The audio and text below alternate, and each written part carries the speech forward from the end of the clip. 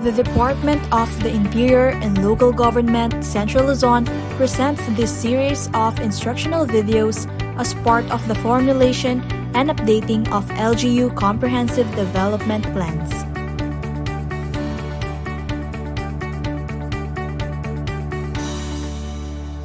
Magandang araw mga kaplano! Sa episode na ito, pag-aaralan natin ang Local Development Indicator System or LDIS at ang Rationalized Planning Indicator and Datasets o ang RaPIDS. Magkakaroon din tayo ng summary at ng isang 5-item quiz. Ang LDIS ay ang output ng ecological profile. The LDIS yields o pinapakita nito ang mga issues or levels of development or underdevelopment that need to be addressed through interventions sa pamamagitan ng mga programs, projects, and activities. Kapag nagawa ng maayos ang LDIS, it is most useful o magagamit natin ito sa diagnostic analysis o yung tinatawag na problem finding na ating napag-aralan sa video na target setting through the problem solution finding matrix. Ang paggawa at paggamit ng LDIS at RaPIDS ay steps 4 and 5 ng Enhanced Comprehensive Development Planning Cycle. Ito ang Generating New Information o Step 4 at Extracting Intelligence o Step 5. Ang LDIS ay binubuo ng isang 3-dimensional matrix. Ang unang dimension ay sectoral o yung ating 5 development sectors: social, economic, environmental, infrastructure, at institutional. At ito ay binibreakdown into different indicators tulad ng mga input indicators, output indicators, outcome indicators, at impact indicators. Ang pangalawang dimension ay temporal or time at gumagamit tayo ng 2 periods para dito. Ang third dimension ay spatial or space o ang teritoryo. Meron tayong tatlong ginagamit na spatial references. Una ay ang teritoryo ng LGU. Pangalawa ay ang mga subcomponents nito, ang mga barangay. At pangatlo ang higher LGU ng ating subject na LGU at ito ang kanyang probinsya. The LDIS is constructed to serve as a guide for monitoring and evaluation at kapag hindi available ang data sa higher and lower spatial units or kung hindi man ito disaggregated lalo sa lower spatial units, maaari naman nating iwang blanko ang ilang mga cells. Sa halimbawang ito ay makikita natin ang sectoral na dimension. First column, makikita natin dyan na social sector ang ating pinag-usapan. Sa second column, dinivide ang social sector into different indicators. Sa halimbawang ito ay population growth rate at literacy rate. Sa bawat indicator ay makikita natin na na-divide pa ito further into the second dimension, yung temporal. Meron tayong time period for 1995 to 2000, may time period din na 2000 to 2007. At makikita rin natin sa example na ito ang spatial dimension. Ito yung columns 3, 4, 5 onwards. Sa column 3, ito yung mga datos tungkol sa ating planning area. Sa column 4, ito yung mga datos o mga indicators para sa larger spatial unit. At sa column 5 onwards ay makikita naman natin ang mga datos patungkol sa mga smaller spatial units o yung mga barangay ng ating planning area. Ang mga datos na ating mga gamit for the LDIS ay maaaring manggaling sa LGPMS, sa CBMS, or from other NGA-based sources. Ating namang pag-usapan ang RaPIDS. Ang ilang mga planning practitioners ay nahihirapan sa pag-complete ng LDIS. So ang DILG developed an alternative analytical dataset na magagamit kapag ang mga LGUs ay walang capacity o resources para kumpletuhin ang LDIS.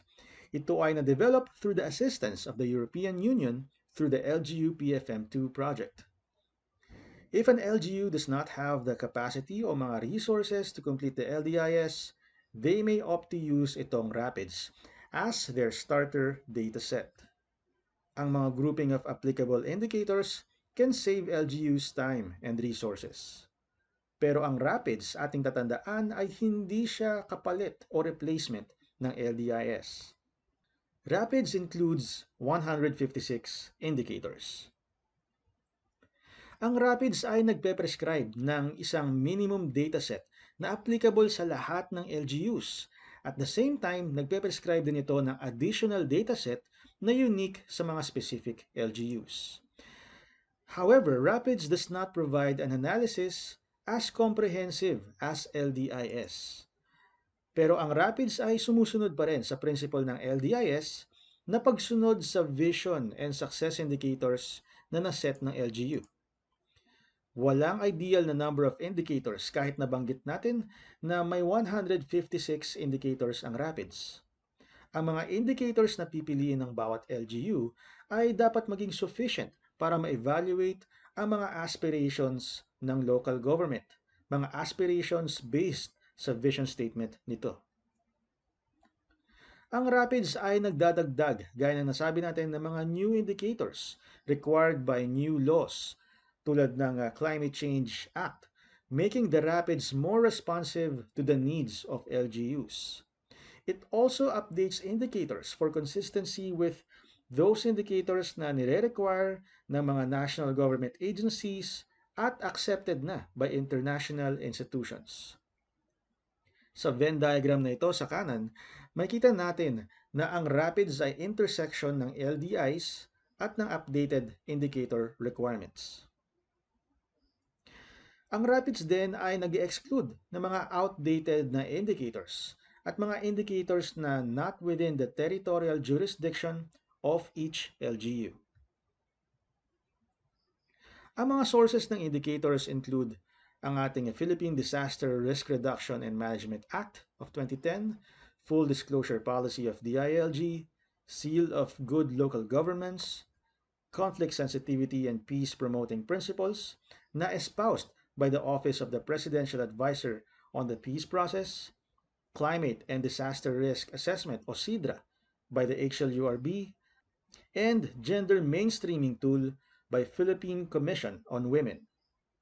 Makikita natin sa kanan ang isang Venn diagram na nagpapakita ng intersection ng minimum basic indicators, sectoral thematic indicators, at ecosystem-based indicators na siyang customized LGU development indicators. Ang mga new indicators ng LGU ay nakadepende sa mga ecosystems na meron sa kanyang teritoryo, ang kanyang development thrust na na-identify during the CLUP planning workshops, ang kanyang priority concern also identified during those workshops, at ang RaPIDS ay nakipag-interface din sa planning cycle. Siya ay step 2 as datasets to be included in the ecological profile or the current reality of the LGU. It's also part of steps 3, 4, and 5 as basis for determining gaps, generating information, and extracting intelligence. Kapag inadopt ng mga LGUs ang RaPIDS, they will have a strong basis for formulating relevant and more strategic approach to local planning and investment programming. So paano ba natin binibuild ang RaPIDS database? Ang first step is to explore the Excel file containing all the 156 indicators and the following 5 columns. Column 1 is the development sector. Column 2 is applicable to what kind of planning area. Column 3 is what is being measured. Column 4 is indicator. And column 5, the data source.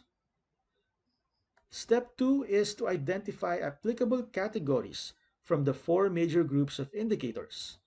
Those 4 major groups ay una, ang mga basic minimum indicators na mandatory or required for all types of LGUs. The second major group of indicators ay ang ecosystem-based indicators na maaring lowland agriculture, forest, urban, or coastal. Ang third major group of indicators ay ang mga area characteristics-based indicators. So kung ang LGU ay may freshwater sources, mining areas, or NIPAS areas. At ang fourth na major group of indicators ay based sa development thrusts and thematic concerns. Ito ay maaring conflict sensitivity, business friendliness, child friendliness, tourism development, and heritage conservation. Maaari nating makita or maaari nating ma-view ang pagpili sa RaPIDS indicators bilang shopping.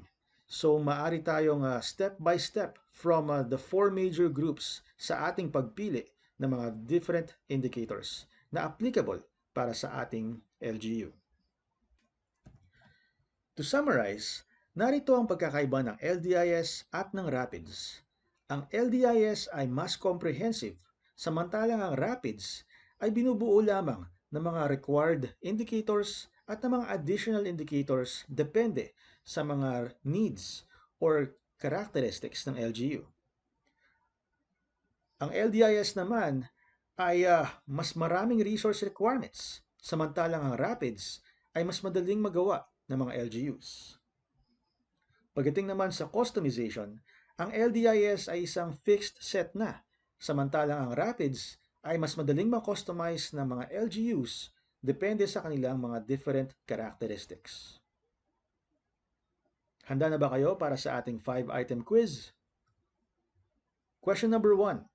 The LDIS, an output of the ecological profile, is most important in which type of analysis? Descriptive, diagnostic, predictive, o prescriptive? Ang tamang sagot ay B, diagnostic analysis.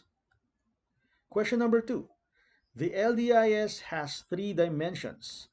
Which is not one of them? Spatial, sectoral, temporal, environmental. Ang tamang sagot ay environmental. Question number 3. Which of the following is false? RaPIDS is not intended to replace the LDIS. RaPIDS follows the principle of LDIS to base indicators from the vision.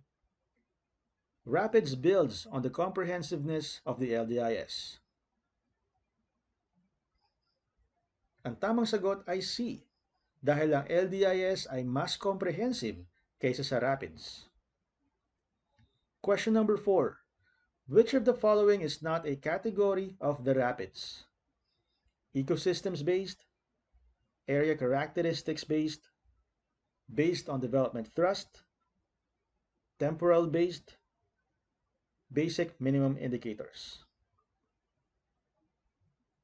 Ang tamang sagot ay D. Temporal is one of the 3 dimensions of the LDIS and not of the RaPIDS. Fifth and final question. The ideal number of indicators is 107, 156, depends on how many indicators are needed to evaluate progress towards the vision, depends on the capacity of the LGU to gather and process data. Ang tamang sagot ay C. Nakadepende ito sa kung gaano karaming indicators lamang ang kailangan para ma-evaluate ng tama ang aspirations or vision ng LGU. Maraming salamat sa pakikinig, kaplano. Nawa ay marami tayong natutunan sa episode na ito.